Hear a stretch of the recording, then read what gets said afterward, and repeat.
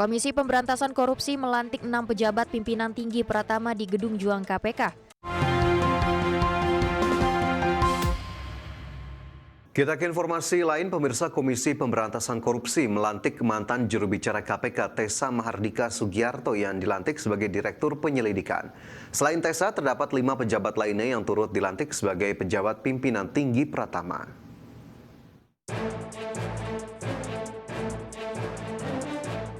Komisi Pemberantasan Korupsi melantik 6 pejabat pimpinan tinggi Pratama di Gedung Juang KPK. Salah satunya mantan juru bicara KPK Tessa Mahardika Sugiarto yang dilantik sebagai Direktur Penyelidikan. Selain Tessa, terdapat 5 pejabat lainnya yang turut dilantik, yakni Kunto Aryawan sebagai Direktur Pembinaan Peran Serta Masyarakat, Maruli Tua sebagai Direktur Koordinasi dan Supervisi Wilayah 5, Iskandar Marwoto sebagai Kepala Biro Hukum, Taryanto sebagai Direktur Deteksi dan Analisis Korupsi, serta Budi Sarumpait sebagai Direktur Penuntutan. Dalam sambutannya, Sekretaris Jenderal KPK Cahya Hareva mengungkapkan pelantikan tersebut dilakukan untuk memenuhi kebutuhan organisasi. Para pejabat yang terpilih telah melalui proses seleksi terbuka oleh panitia seleksi yang melibatkan unsur eksternal dan internal KPK. Dengan tahapan yang komprehensif tersebut, saudara sekalian merupakan individu-individu terpilih yang dinilai paling memenuhi kualifikasi jabatan. Para pejabat yang baru dilantik diharapkan dapat menjalankan amanah dengan penuh tanggung jawab, serta segera melakukan pembenahan dan penguatan organisasi guna meningkatkan kinerja serta optimalisasi pelaksanaan tugas dan pelayanan.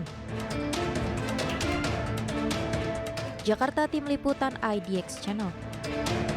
Ya, terkait kehadiran Presiden Prabowo Subianto dalam rapat perdana Board of Peace di Washington, Amerika Serikat, Ketua DPR RI Puan Maharani mengingatkan Presiden Prabowo agar berkomitmen dengan posisi Indonesia dalam politik luar negerinya yang bebas aktif.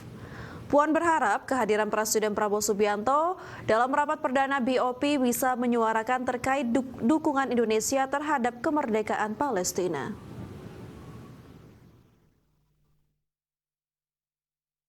Pertama, bagaimana kemudian posisi kita Indonesia tetap bisa sejalan dengan posisi bebas aktif.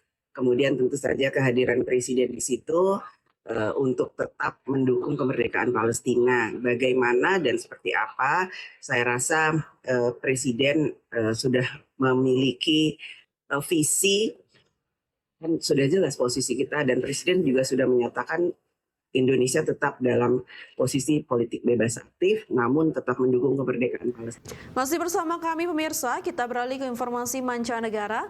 Sejumlah pemimpin dunia resmi menyatakan komitmen bantuan finansial hingga pengerahan personel dalam pertemuan perdana Board of Peace for Gaza yang digagas oleh Presiden Amerika Serikat Donald Trump.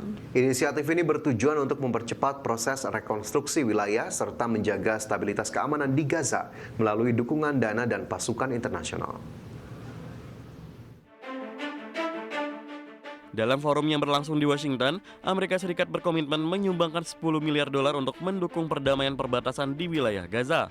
Langkah ini diikuti oleh Uni Emirat Arab yang menjanjikan $1,2 miliar, serta Kuwait, Qatar, dan Arab Saudi yang masing-masing berkomitmen mengucurkan dana sebesar $1 miliar. Kontribusi finansial berskala besar ini diproyeksikan menjadi motor utama dalam mendanai program transisi dan pembangunan kembali infrastruktur yang hancur. Selain dukungan dana, aspek keamanan menjadi fokus utama di mana Indonesia menyatakan kesiapannya mengerahkan 8.000 atau lebih personil untuk pasukan keamanan internasional. Komitmen serupa juga datang dari Turki yang akan mengirim pasukan internasional Stabilization Force serta Maroko yang siap mengirim rumah sakit lapangan militer. Pengerahan personil ini diharapkan mampu menjaga ketertiban wilayah selama masa rehabilitasi pasca konflik di bawah pengawasan Dewan Perdamaian. Adapun sejumlah negara lain turut menawarkan bantuan teknis dan infrastruktur seperti Bahrain yang akan membangun platform layanan digital pemerintahan bagi warga Gaza. Sementara itu, Uzbekistan, Rumania, dan Kazakhstan berfokus pada pembangunan kembali fasilitas publik mulai dari sekolah, rumah sakit, hingga pasokan bantuan pangan. Sinergi lintas negara ini menandai babak baru dalam upaya kolektif global untuk memulihkan fungsi sistem peradilan dan institusi publik di wilayah tersebut secara berkelanjutan. Berbagai sumber IDX Channel. Presiden Amerika Serikat Donald Trump di hadapan para kepala negara anggota Board of Peace kembali menegaskan bahwa kelompok Hamas telah setuju untuk perlucutan senjata. Di sisi lain, Hamas meminta agar Board of Peace mampu menghentikan tindakan pelanggaran gencatan senjata oleh Israel. Presiden Amerika Serikat Donald Trump menegaskan kelompok perjuangan Palestina Hamas akan diberi tindakan tegas jika tidak segera melakukan perlucutan senjata. Trump mengatakan hal tersebut di hadapan para kepala negara anggota Dewan Perdamaian di Washington pada Kamis kemarin waktu setempat. Dalam sambutannya pada KTT Board of Peace, Trump mengatakan peperangan di wilayah Gaza kini sudah berakhir. Karena itu, Trump optimis kelompok Hamas akan menyerahkan senjata seperti yang pernah mereka janjikan sebelumnya. The war in Gaza is over. It's over. There are little flames.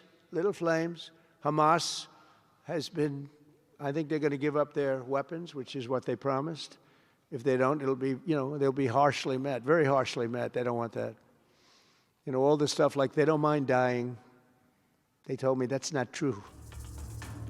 Sementara itu, Perdana Menteri Israel Benjamin Netanyahu menyampaikan Amerika Serikat menyepakati bahwa Hamas harus melucuti senjata dan Gaza harus didemilitarisasi sebelum rekonstruksi dapat dimulai di jalur yang dilanda konflik tersebut.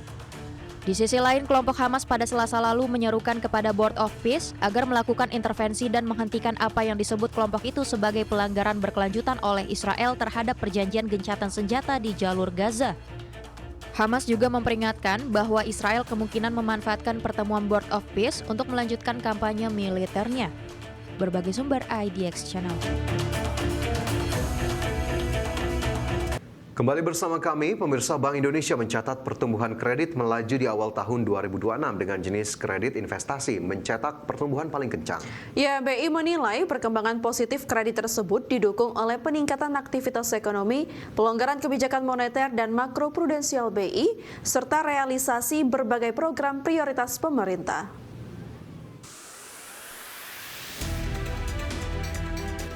Bank Indonesia mencatat pertumbuhan kredit perbankan pada Januari 2026 mencapai 9,96% secara tahunan, melaju dari pertumbuhan 9,69% pada Desember 2025. Berdasarkan kelompok penggunaan, pertumbuhan kredit pada Januari 2026 ditopang oleh seluruh segmen. Kredit investasi mencatat pertumbuhan tertinggi sebesar 22,38%, sementara itu kredit modal kerja tumbuh 4,13%, dan kredit konsumsi meningkat 6,58%. Gubernur BI Peri Warjio menyebut perkembangan positif kredit tersebut didukung oleh peningkatan aktivitas ekonomi, pelonggaran kebijakan moneter dan makroprudensial BI, serta realisasi berbagai program prioritas pemerintah. Program prioritas pemerintah. Ke depan, prospek peningkatan pertumbuhan kredit masih cukup kuat dipengaruhi sisi permintaan dan penawaran. Dari sisi permintaan, pemanfaatan pembiayaan perbankan dapat terus ditingkatkan, terutama untuk mengoptimalkan fasilitas pinjaman yang belum digunakan, undisbursed loan yang masih cukup besar. Adapun dari sisi permintaan, ruang peningkatan pembiayaan perbankan masih terbuka lebar. Hal ini tercermin dari besarnya fasilitas pinjaman yang belum dimanfaatkan, yang mencapai 2.506,47 triliun atau setara 22,65% dari total plafon kredit yang tersedia. Tim Liputan IDX Channel.